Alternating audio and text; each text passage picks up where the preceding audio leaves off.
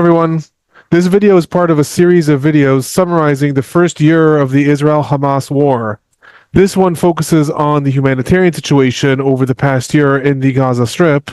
Other videos in this series have focused on the October 7th attack and the hostage situation over the past year, the ongoing fighting in the Gaza Strip, the situation between Israel and Hezbollah, as well as the regional facets of the war. Links to the other videos will appear in the first comment below. I hope you find this informative. Let me know if you have any questions or comments in the comment section below. The humanitarian situation in the Gaza Strip is one of the main facets of this war and has been the focus of a lot of international attention. The Gaza Strip and the population there have suffered monumentally throughout the course of the past year. Starting with a little bit of background information, just so we understand what we're talking about. The Gaza Strip is an area in the southern part of Israel, between Israel and Egypt. I'm highlighting it with my mouse right here now on this map. The entire Gaza Strip is roughly 365 square kilometers or 141 square miles. Again, just to give some context of comparison, the areas of New York City or of the city of Los Angeles are between 470 square miles and 502 square miles. The entire Gaza Strip is 141 square miles. Within the Gaza Strip, prior to the war, there was a population of 2.2 to 2.3 million Palestinians. This is an area, one of the most densely populated areas in the world.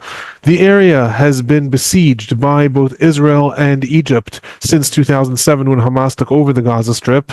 Egypt besieging the land border along the Rafah crossing and the Philadelphia axis, Israel besieging the other borders with Israel, as well as the maritime entrances and the airspace.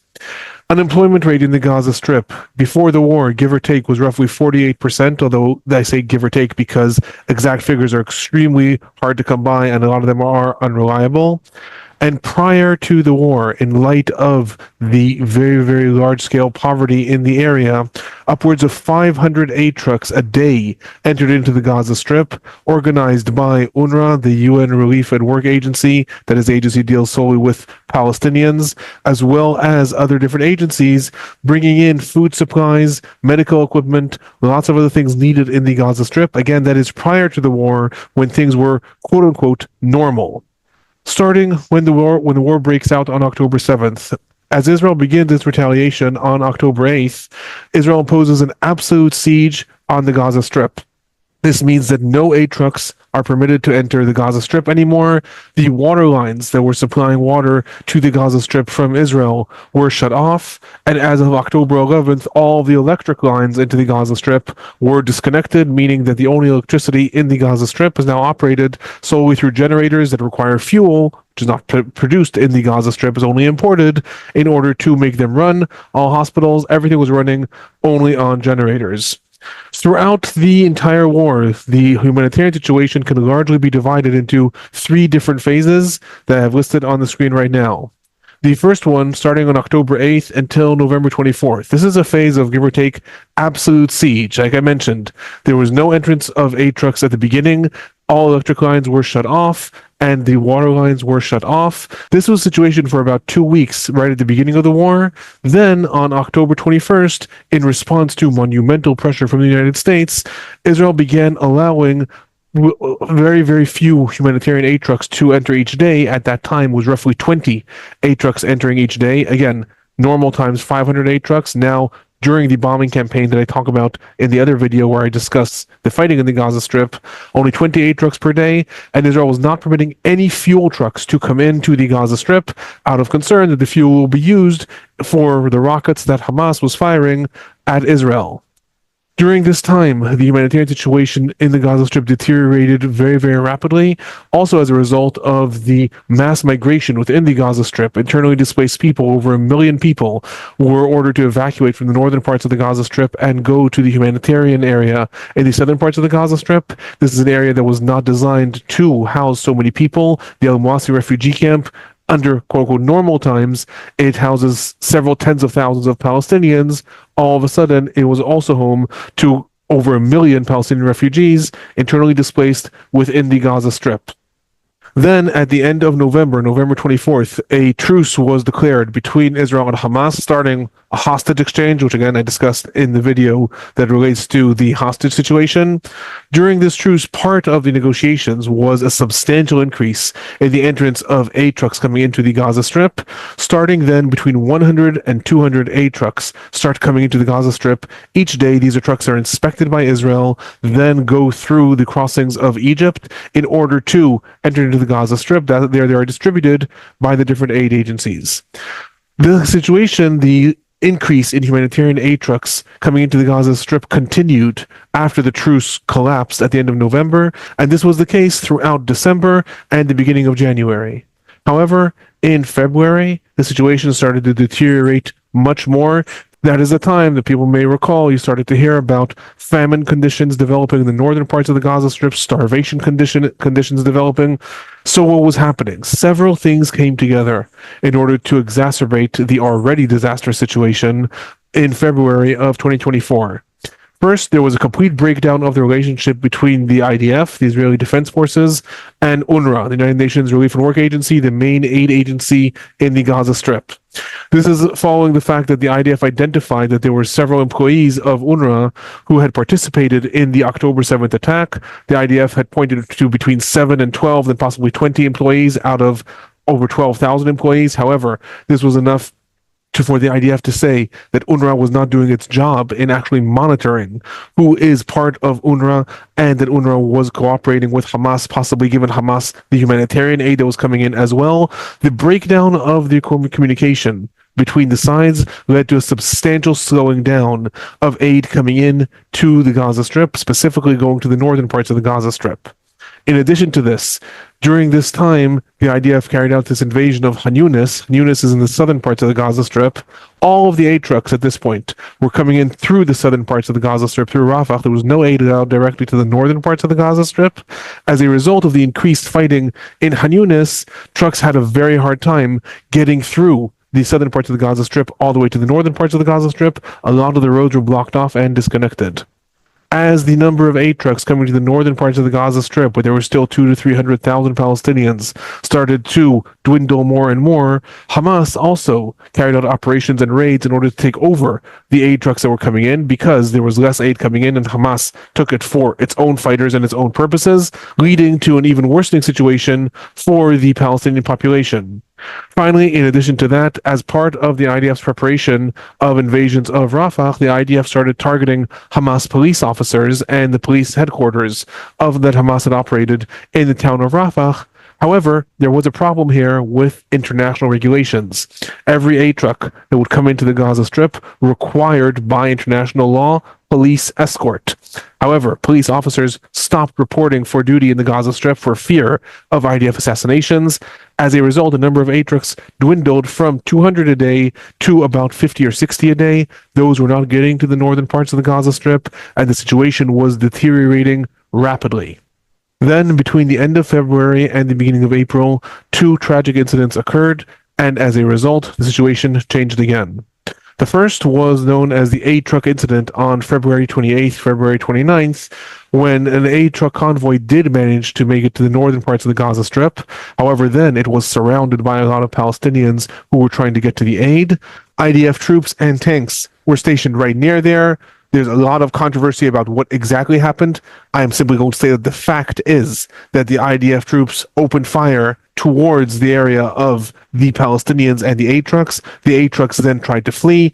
The end result is over 100 Palestinians died in this incident. Again, conflicting stories. The IDF says that it only fired into the air and several Palestinians were hit, and then the rest were hit by the aid trucks. Palestinian sources have said that the Palestinians were all hit by IDF fire.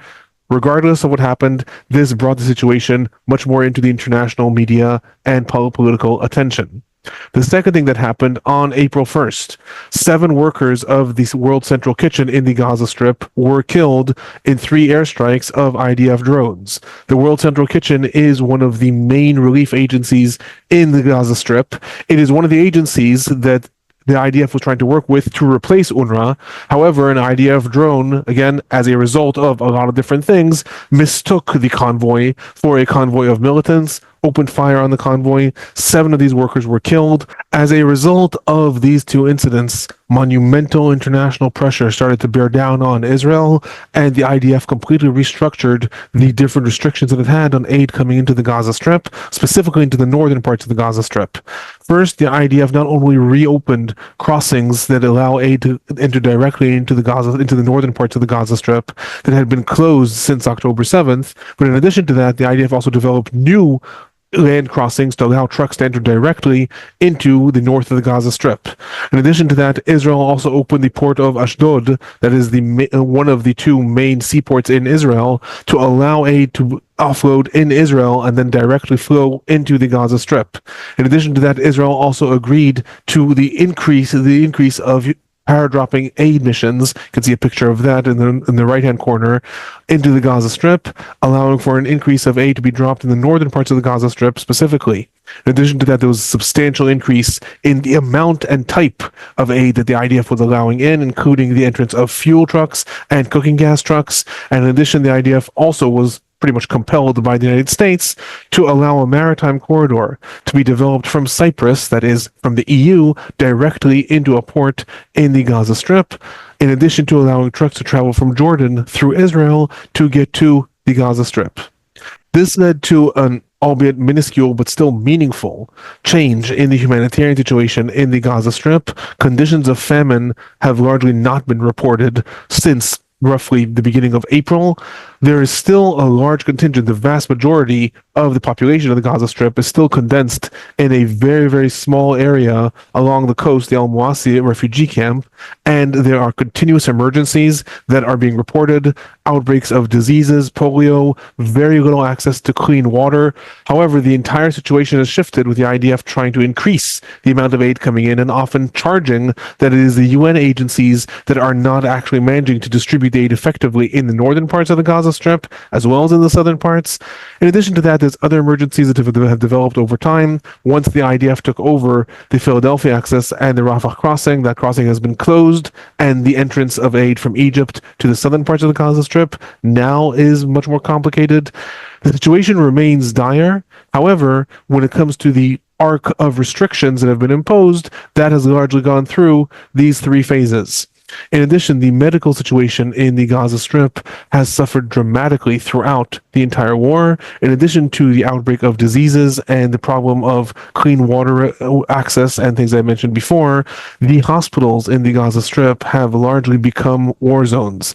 This is a result of a combination of the fact that Hamas has used these hospitals as places to set up its headquarters, very often firing missiles from within hospital compounds, and in the main hospital in the Gaza Strip, the Al-Shifa hospital, actually building one of its headquarters in tunnels beneath the hospital.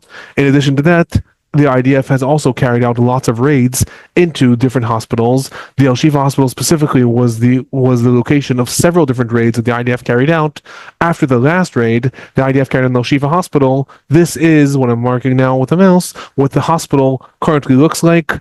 Obviously no longer functional. The entire medical situation in the Gaza Strip is in a complete dire situation, and this comes alongside the outbreak of diseases and all of these other things that I have mentioned. The entire situation in the Gaza Strip continues to be very dire. When it comes to some data, the data that appears on screen is data that was reported by the IDF. This is the amount of aid that has been permitted to enter into the Gaza Strip. That does not mean that that is aid that has reached the population. Once aid crosses over into the Gaza Strip, different agencies have to then distribute it. There is trouble with access to different areas where Palestinian civilians are. There's closed military zones from the IDF and areas that Hamas does not permit aid agencies to go into. In addition to that, there's also the fact that there's militant groups within the Gaza Strip that are stealing the aid. Very often what we see is a situation where aid manages to get into the Gaza Strip but actually does not get to the population. Nonetheless, this is the amount of aid that has entered the Gaza Strip in the last year. 53,328 trucks carrying just over 1,049,000 tons of equipment. In addition, there were 9,955 paradrop packages, each one of them weighing about a ton, in the Gaza Strip, and 9,185 tons that have entered through the maritime corridor. The vast majority of this aid is food. In addition to that, there's also water, medical supplies, shelter equipment, And some of these trucks are also fuel trucks and cooking gas equipment and cooking gas because, as I mentioned, the power lines to the Gaza Strip are still cut off. That is my highlight of the humanitarian situation in the Gaza Strip. Like I said, there are other videos that are focusing on the fighting in the Gaza Strip, which help understand how the situation deteriorated so far. If you have any questions or comments, feel free to leave them in the comment section below. I'm Alon Burstein. I'm a visiting assistant professor and Israel Institute fellow in the Department of Political Science at Tufts University. Thanks for watching.